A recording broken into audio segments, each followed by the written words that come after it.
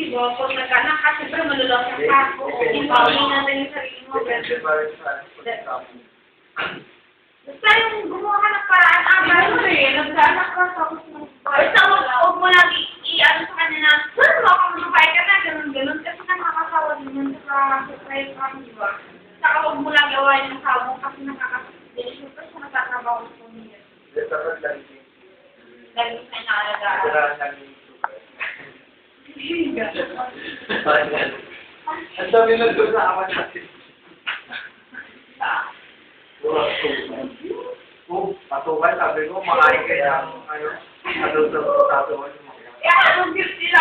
Gift nila ng one mo. Wala na lupa.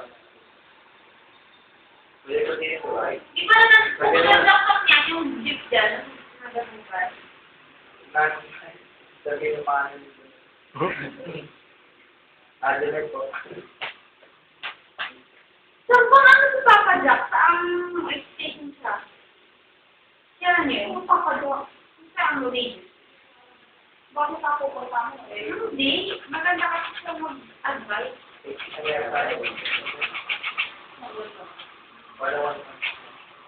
Ano po? Stop siya. Paano meron sa TV? Okay.